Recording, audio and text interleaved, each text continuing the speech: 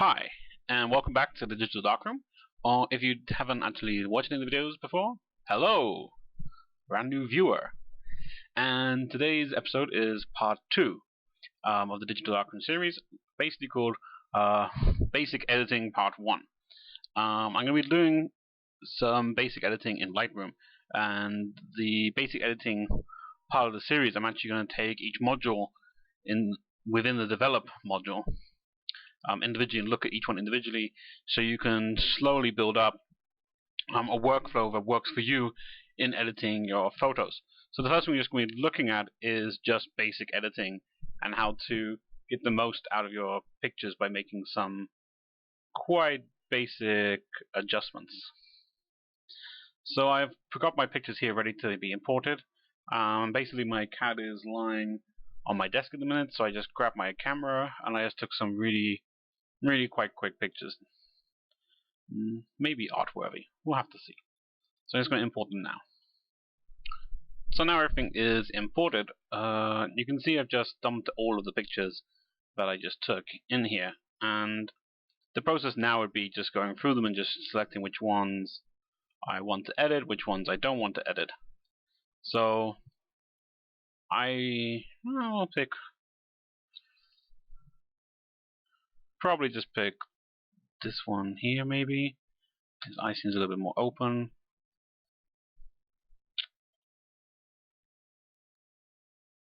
That one looks quite nice as well. And yeah, we just pick those. We'll pick those two just for this video, I think. So when I'm editing, I actually think a lot about editing in the darkroom, and the editing process really hasn't changed that much. All you're really looking to do is getting a picture which has a good level of light, and with a black point and a white point to create your contrast.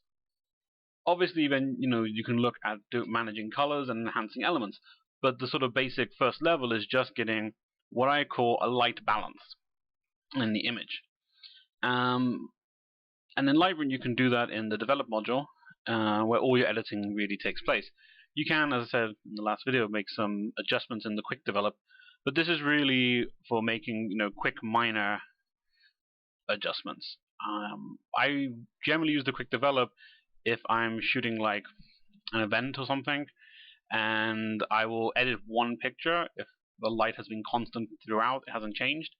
I'll edit one picture and then I will sync all the pictures together, which I'll show you how to do in a minute, and then I will come back into the library and I'll flick through them and I'll just sort of change exposure, contrast and things like that, because some pictures need some other bits of changes. Okay, so we're just going to go into the Develop module and we're going to have a look at this picture here. So this is the Develop module. As you can see in the Develop module, you have quite a few little menus popping out left, right, and center. And if you just on this side, you have your navigator, which shows you where you're looking at in the picture and what the picture looks like. If you actually come down to the bottom and you cycle over to the next one, the navigator will switch between the pictures. This can sometimes be a little bit annoying if you've switched here and you then pull up sometimes. It sometimes doesn't always remember the picture you have. Here you have your presets, which will come up in a later video. And these are sort of my presets as I've created them, and some which I've bought and downloaded. You have your snapshots, and snapshots is when you basically take a snapshot of what the picture looks like at that edit in time, and it saves it there. And you have your history, and this history can, if you wish it to, contain every single thing that you have done to the picture. And it means that at a later date you can actually go back and you can go back in the history and undo some things. Now the problem is history only goes backwards. You can't choose a point, remove that bit, but keep everything else. If you go back and then make a change, everything that came after it disappears. So that's something just to keep an eye on. And you have collections, and you can view your collections here. So what I would generally do at the minute is just kick that to one side, so I have more room for my picture, and I can even kick up this menu here, so I have even more room for my picture.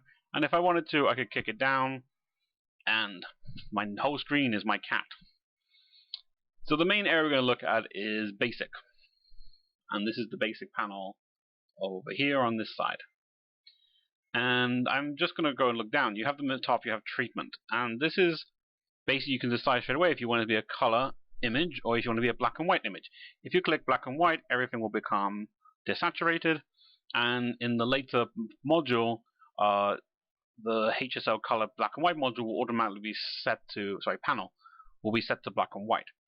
So if we come back to the top, and you switch back to color, this is automatically set to the HSL. There. So we then have white balance, and you can choose different white balance options. The as shot is the white balance that your camera was set at. So my white balance with this particular picture was actually set to daylight. It was taken in daylight, so look out the window. Yeah, the sky is blue, so daylight will work fine. But if you wanted to, you could change it to auto, and it would make an auto change. And what it does is, I don't know if I lost. No, I haven't lost anything. And what it does is Lightroom will automatically work out what it thinks is the best white balance for the picture. You also have daylight, cloudy, shade, tungsten, fluorescent, flash. Auto is pretty good. I generally keep it as shot because I've usually set the white balance.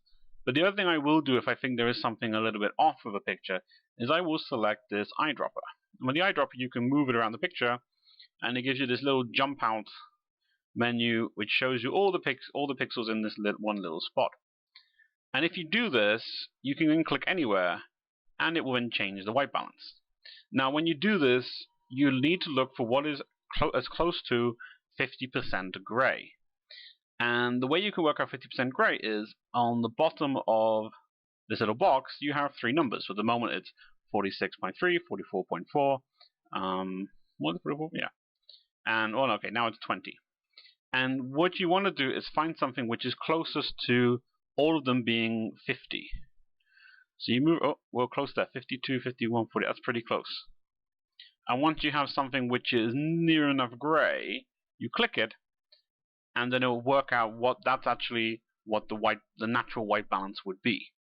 So that's quite a neat little trick just to get things right. Now, of course, there are some cheats you can do with photos. If you have a sunset, you can set it to daylight, or you can set it to cloudy to try and get more of an orange sort of color. So you can actually use the white balance to affect things. You can also actually use the white balance in black and white as well to affect colors. So here I've moved the blue, it's gone a lot lighter. If I've moved the yellow, it goes a little bit darker. And the same here with the tint. Here it's going darker, and here it's going brighter. So you can actually manipulate the black and white using the white balance as well. So we'll just jump back here.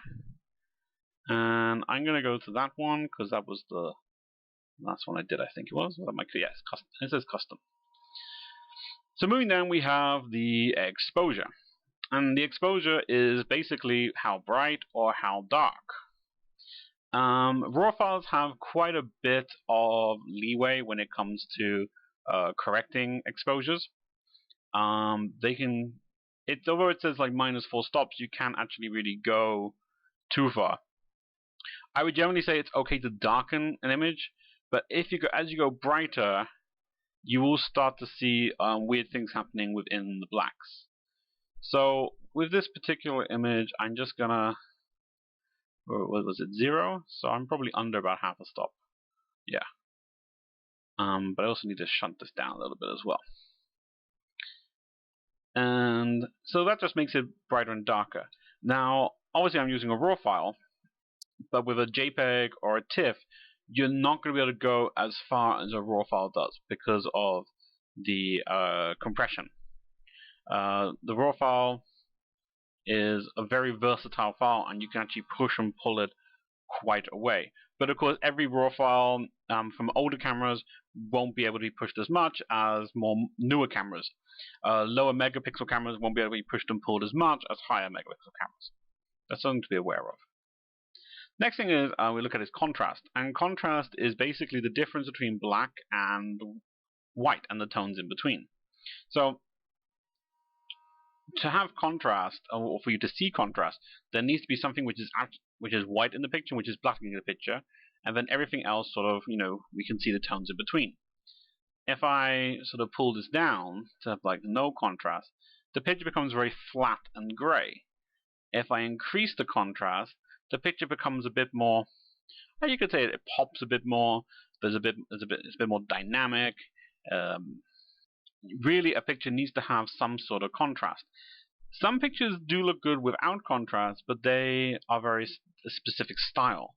So a picture does need some sort of contrast. Now, as you can see here, what happens when you play with contrast is that the tones in this histogram start to move out.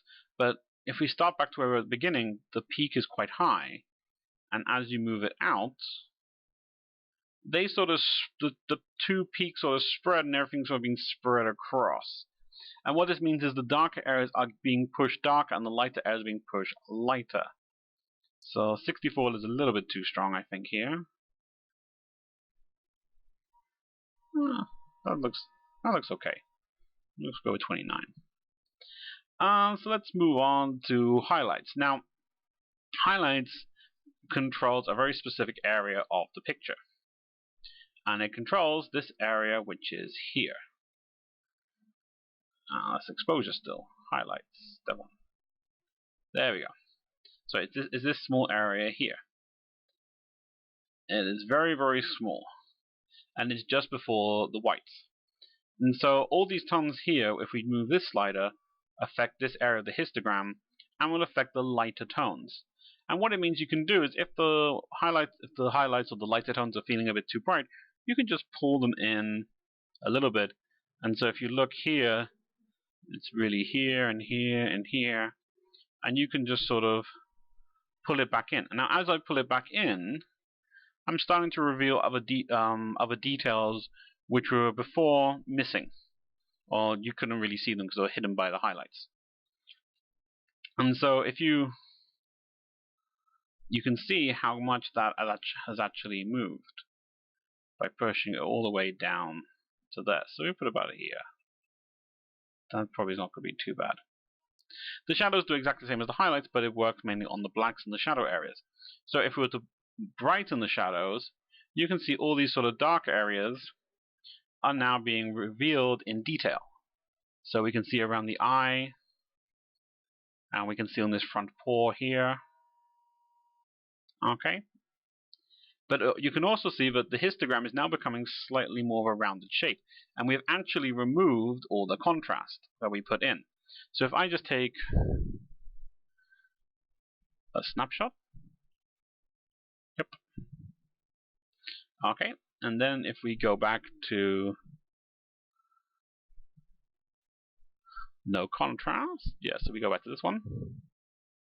We take a snapshot. Yep.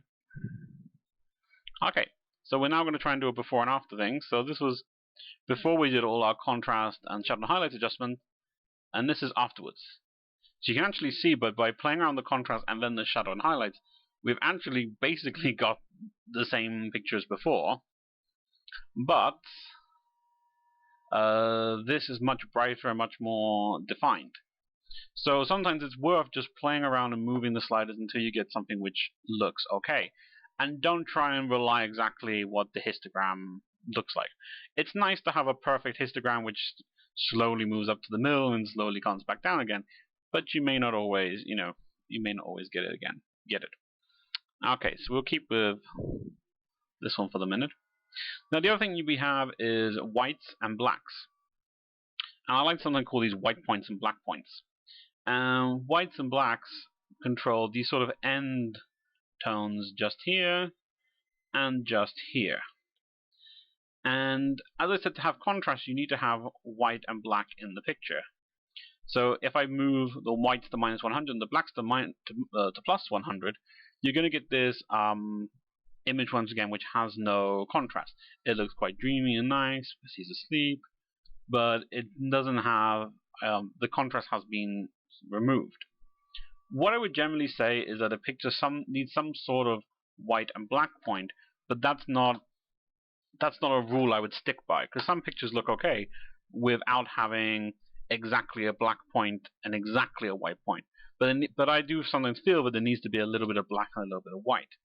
Now, one way to make sure you get this is actually to click and press Alt. And then as you move, when you get the black point, a little black dot will appear. That'll be enough. And there you are. So we go Control Z.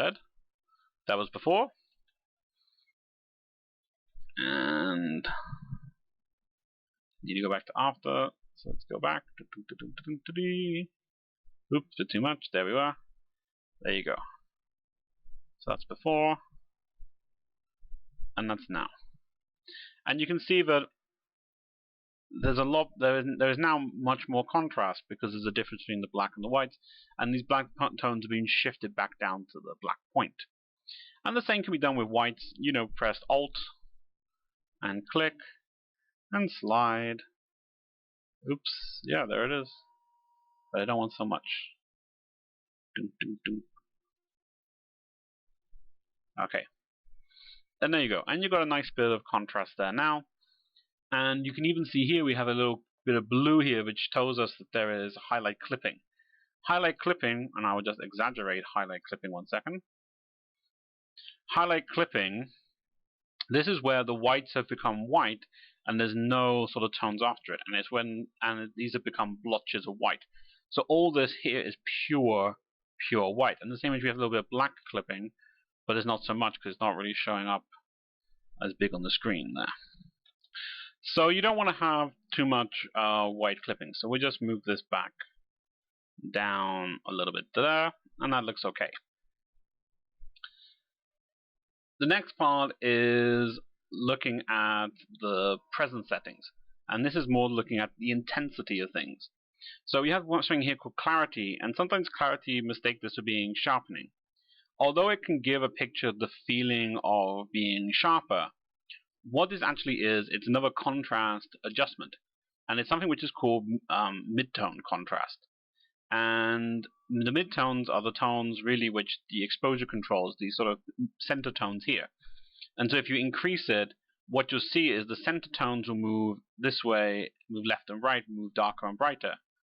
And because it's creating a small amount of contrast, it will make the differences between light and dark seem more defined, which then makes it seem sharper. If you reduce the midtone contrast, you actually get something which looks a lot softer. Now there is a tendency with people to soften skin tones by using clarity because it sort of gives this soft glow in a way. And what it sort of does is it removes the texture of the skin and makes it look a little bit flat. So although you can use clarity to sort of soften things, being very aggressive, it can give you some sort of very strange looking effects. I generally like to add a little bit of clarity just to sort of, make the contrast stand out a bit more. The other two sliders are vibrance and saturation, and these actually work in intensifying colors. And they work by both increasing the saturation. They do this in slightly different ways though, because vibrance increases the saturation of colors unevenly.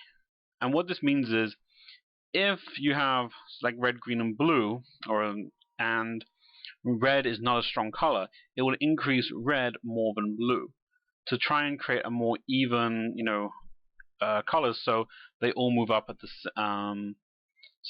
to give a similar intensity. Now, saturation, what it does is it actually increases the saturation of all colors at exactly the same rate.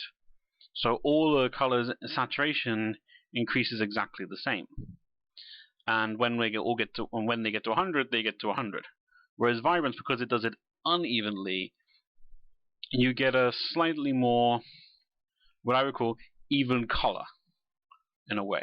There are some tricks that you can do where you can increase the vibrance and then decrease the saturation, which can give you some, very subtle color effects.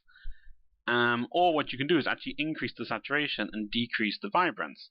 And if you do that, what happens is the strongest colors actually remain. So in this picture, the strongest colors are the sort of yellow tones, or the bronze tones of the cat's fur, which can also give you sort of like half black and white, half monochrome, slight color, and you can play around a little bit like this just to create like a hint of color, in the picture, which can look quite nice as well. It's really a way to improve the color. Now, some pictures, need a little bit of extra saturation. Some pictures don't. So if we just take this picture here, I think they probably need a little bit of vibrance here, but I think these tones are getting a bit too strong. So just dial it back a little bit. For me, that looks okay. I'm quite happy with that. And actually, this picture isn't too bad. Actually, I don't mind this one so much. I would probably, if I was going to go a bit further, I would make some local adjustments, which we'll talk about in later videos. And I'll probably save this picture so we can look at this in later videos with the local adjustments. And so that's just the basic panel here. Now, that picture wasn't so bad in its original form. So if we jump over to this one is looking a lot worse. So we have this, we talked about clipping, and here is clipping. These areas are white, and they are going to be white. Now, the problem with this is, if we scale this back, we're probably not going to rescue anything from this. So we've actually lost this in taking the photo. And this is a good example of things that Photoshop and Lightroom cannot fix. They cannot fix mistakes you have made.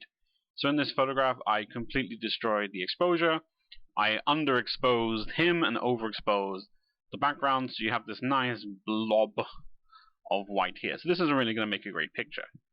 Although, there is one thing I may do, which I could maybe get away with, and that is to rotate the picture. So I've just right-clicked, and I'm going to rotate left counterclockwise. So, looking at this picture, what does it need? Well, it needs to be brightened, but it doesn't really need to be brightened. This shadow area needs to be brightened. So the first thing I'm just going to do is click here and just brighten the shadows up. Now that looks a lot better. What would have happened if I had done this with the exposure? Well, let's have a look. So just create a snapshot of this. 0, 0. Okay. So that's what happens when you brighten the picture with the exposure, and that's with shadows. So just by using the shadows, it's actually created a better effect than just dragging the exposure all the way up. Now I do want to try and limit some of these highlights and lights, so I'm just going to pull this back a little bit.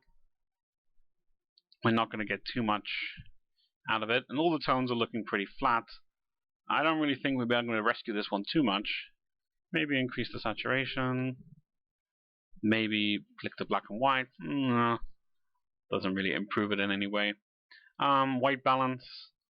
So looking for 50s again. Number 50, 50, 50, 50, 50, 39. That's not going to be it. 50 before 40. Maybe. This is now a computer game. Where are all the 50s?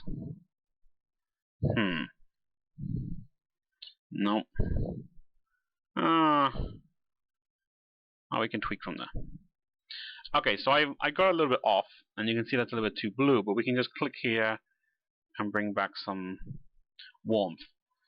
With the tint, this sort of removes like sort of color casts. So yeah. So there you go. There's not much I can do rescuing this picture, so we'll go back to the other one. The other one's a lot nicer. There we are. On second viewing, I would probably just reduce the contrast just a little bit. We've added quite a bit of contrast in the black and white points, and maybe just increase the exposure just a tad. Yeah, that looks pretty good. I'd probably clean up a little bit and make those local adjustments, but that's not too bad from where the starting point is. But remember, that's just using the basic tools. So there's a lot you can do with the basic tools. So the starting point was on the import. So that was the starting point, quite maybe a little tad underexposed, a little bit too warm. And this is us now. Video says, I don't know how long we've been doing this really. Maybe about 15 minutes, I suppose. And I'm pretty happy with it. So when to use the basic adjustment. All photos need editing. People who say that they have, they do everything in camera, I don't agree with that they can do everything in camera. All pictures need some sort of editing, and if you're shooting RAW, your pictures need 100% some editing. Because even when you take a photograph in JPEG, the camera does the editing for you. The camera decides what the contrast should be, if the shadows need to be brightened, if the exposure is a little bit off, we'll just darken it a little bit. It does all that inside. It even applies sharpening. So with a RAW picture, it needs some basic editing in some way, shape, or form. And just to sort of, even if it's just little tweaks, just to make it pop a bit more and things like that, all pictures need some sort of editing. I'm just going to increase the contrast again because I'm looking. No. Okay. It's probably from the exposure.